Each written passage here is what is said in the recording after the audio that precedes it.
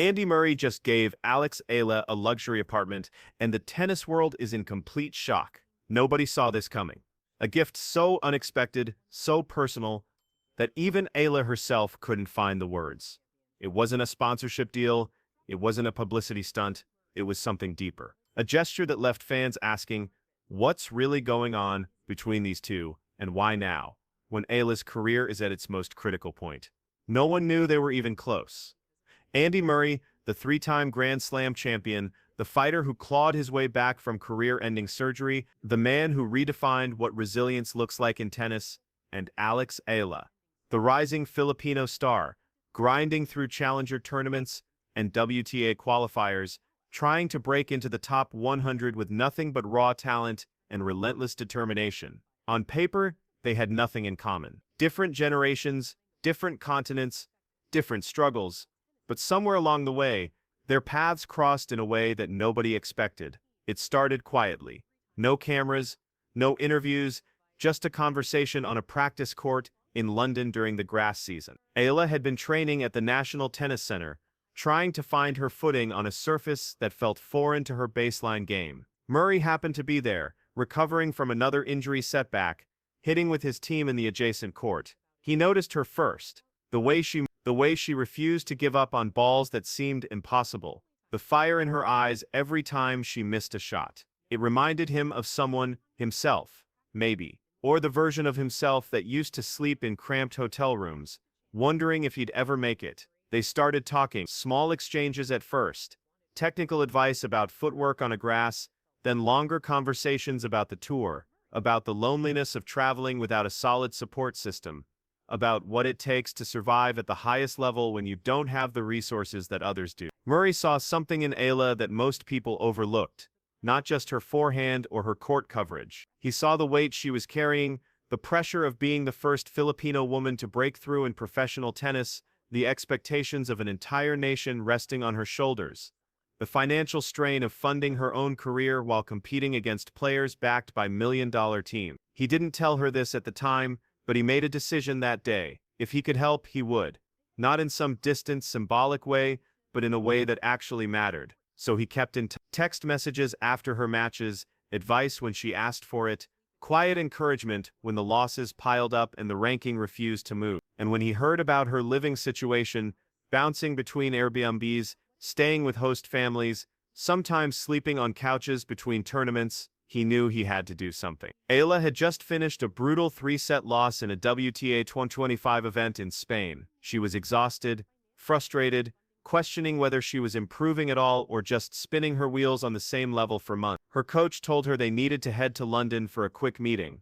Something about training logistics for the off-season. She didn't think much of it. They arrived at a sleek apartment building in South Kensington, one of London's most prestigious neighborhoods. Eala assumed it was a sponsor meeting, maybe a potential partnership. She'd been to dozens of these before, corporate offices with polite smiles and vague promises of support that never materialized. But when they walked into the lobby, there was no conference room, no executives in suits, just a set of keys on a marble counter and a handwritten note. For Alex, you deserve a home base. Keep fighting.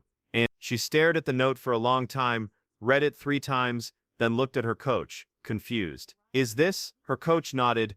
It's yours. He bought it for you. The apartment was on the 4th floor. 2 bedrooms, floor-to-ceiling windows overlooking a quiet street lined with trees, a fully equipped kitchen, a living room with enough space for recovery equipment, a second bedroom that could double as a training or meditation room. It wasn't just luxury, it was thoughtfulness. Every detail seemed designed for an athlete. The blackout curtains for post-match recovery, the extra firm mattress, the quiet location away from the chaos of central London. Eala walked through the rooms in silence. She didn't cry, she didn't scream, she just stood there, hands trembling, trying to process what had just happened. Later she would post a single photo on Instagram. No caption, just the view from the window, golden hour light streaming through the glass. Within an hour, fans noticed the location tag. Within 2 hours, the story had gone viral. Andy Murray had just given Eala a home, and the internet lost its mind. Some called it the most generous act they'd ever seen in tennis. Others questioned the motive. Was this mentorship, charity, something else? The speculation spiraled. Think pieces were written. Podcasts dissected every angle, tennis Twitter became a battlefield of opinions, but through all the noise, one question: to understand why Andy Murray did this, you have to go. He was 19 years old, ranked outside the top 100, traveling alone to ATP tournaments with a duffel bag and a dream that felt impossible. His mother, Judy, had sacrificed everything to get him to that point, but even with her support, there were nights when Murray didn't know where he'd sleep. Hotel rooms were expensive. Training facilities cost money he didn't have. He'd eat the cheapest meals he could find, skip recovery sessions because he couldn't afford a physio, and lie awake wondering if he'd ever break through. He remembered the isolation, the exhaustion, the feeling that one bad month could end everything. And he saw that same look in Eala's eyes. She wasn't struggling in the same way. Her family supported her as much as they could. The Philippine Tennis Association had helped where possible. But the WTA Tour is brutal for players outside the top 50. Prize money barely covers expenses. Sponsorships are rare unless you're already famous. And for someone like Eala, who was trying to carry the hopes of an entire country while funding her own career, the pressure was suffocating. Murray had been watching her results for months. The first-round losses, the qualifying heartbreaks, the glimpses of brilliance followed by crushing defeats. He knew what that cycle did to a young player, how it ate away at confidence, how it made you question if you belong. But he also knew something else, that Eala had the talent to make it, that she wasn't far off, that what she needed wasn't another generic sponsorship or a motivational speech. She needed something concrete, something that would remove one source of stress so she could focus entirely on her game. So he bought the apartment, not as a loan, not as an investment, as a gift, outright, no strings attached. He didn't want media coverage, he didn't want credit. He just wanted to give a young player the kind of stability he wished he'd had at her age. In a private message to Eala after she moved in, he wrote, "I'm not doing this because I think you need saving. I'm doing this because I know you're going to make it. And when you do, you'll remember this moment. And maybe you'll do the same for someone else." That message never went public, but people close to Eala said it changed everything for her, because for the first time in years, she felt like she could breathe. The reaction was immediate and polarizing. On one side, fans were in awe. They called it the most beautiful act of mentorship in modern tennis. They compared Murray to legends like Billie Jean King, who spent decades lifting up the next generation. They said this was what the sport needed more of: established stars using their resources to help those still climbing. "This is what a real champion looks like," one viral tweet read. "Andy Murray just became my favorite player forever."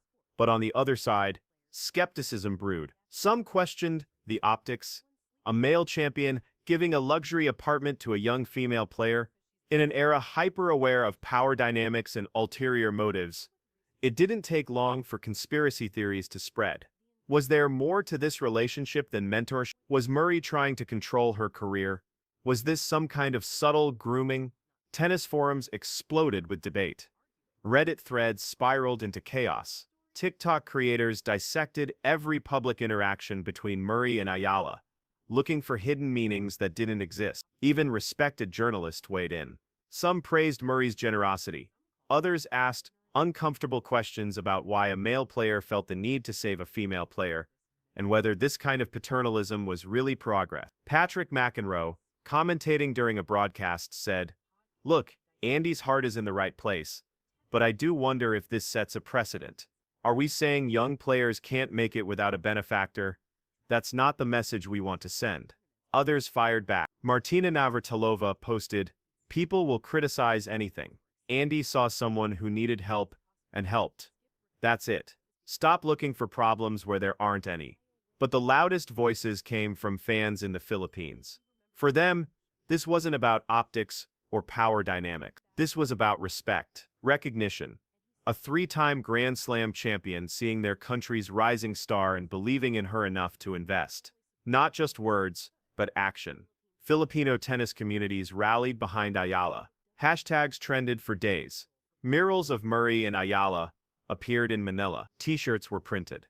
For a nation that had never had a player break into the top 100, this gesture felt monumental. But through all the noise, one voice had been silent: Eala herself. Until now. 3 weeks after the story broke, Eala finally spoke. Not in a press conference, not in a carefully scripted Instagram post, but in a quiet one-on-one interview with a Filipino journalist she trusted.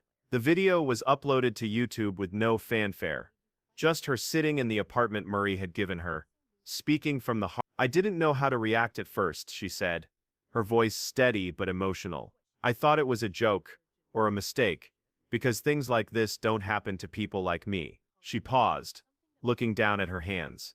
"I've been on tour for years now, and every day is a battle. Not just on the court, but off it. Finding places to stay, managing costs, worrying if one injury will end everything because I can't afford to take time off. That weight, it's always there. And I thought that was just part of the journey, that everyone goes through it." She looked directly at the camera. "But Andy showed me that it doesn't have to be that way, that someone believing in you can change everything. Not because they're solving all your problems, but because they're telling you that you matter, that your dream is worth investing in." The interviewer asked if she felt pressure now to succeed because of the gift. Eala smiled, a real smile, not the polite one she used in post-match interviews. "I feel the opposite," she said. "For the first time, I feel like I can fail without losing everything. I have a place to come back to, a place to train, to recover, to think. That freedom, that's what's going to make me better. Not the apartment itself, but what it represents." She was asked about the criticism, the people questioning Murray's motives, the debates about power dynamics. Her expression hardened slightly. "People will always find something to criticize. But I know Andy's heart. I know what he's been through, and I know this wasn't about control or publicity. It was about one person helping another. And if people can't see that, that's their problem, not mine." Before the interview ended, she made a promise. "One day, when I'm where I want to be, I'm going to do this for someone else. Because Andy didn't just give me an apartment, he gave me a blueprint for how to give back." The video went viral, not because of the drama, but because of the authenticity. And for the first time since the story broke, people stopped arguing and started listening. This story isn't really about an apartment. It's about something the tennis world doesn't talk about enough. The gap between talent and opportunity, the invisible weight that crushes young players before they ever get a chance to prove themselves. Eala is one of the lucky ones.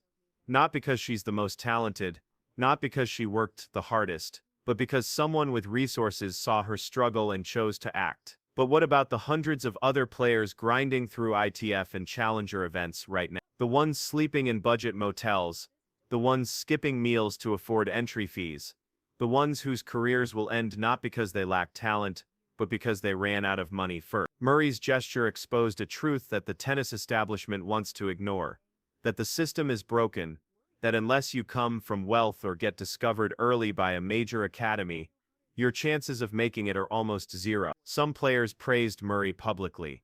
Others stayed silent, perhaps wondering why no one did the same for them. Sloane Stevens posted, "This is beautiful, but it also makes me think about all the players who needed this and never got it. We have to do better as a sport." Ans Jabor shared the story with the caption, "Mentorship matters, representation matters, giving back matters." But not everyone was celebrating. Some former players questioned whether this kind of individual charity was sustainable, whether the solution was more Andy Murray's or systemic change that ensured no young player had to rely on a benefactor to survive. "We shouldn't need billionaires and champions to rescue talented kids," one retired player said in a podcast. "The tours make billions. Where's that money going? Why isn't there a fund for players ranked 100 to 300, who are one injury away from bankruptcy?" It's a fair question, one the WTA and ATP have avoided for years. But in the meantime, Andy Murray did what he could. He saw someone who deserved a chance and gave it. Andy Murray didn't give Eala an apartment because he wanted recognition. He did it because he remembered what it felt like to be young, talented, and alone. He did it because he believes in a tennis world where talent isn't wasted because of money. And maybe, just maybe, this is the beginning of something bigger. A shift in how the sport treats its rising stars. A reminder that mentorship isn't just about advice. It's about action. Will this change Eala's career forever? Only time will tell. But one thing's certain, she'll never forget the moment someone believed in her enough to give her a home. If you believe more champions should follow Andy Murray's example, drop a comment below.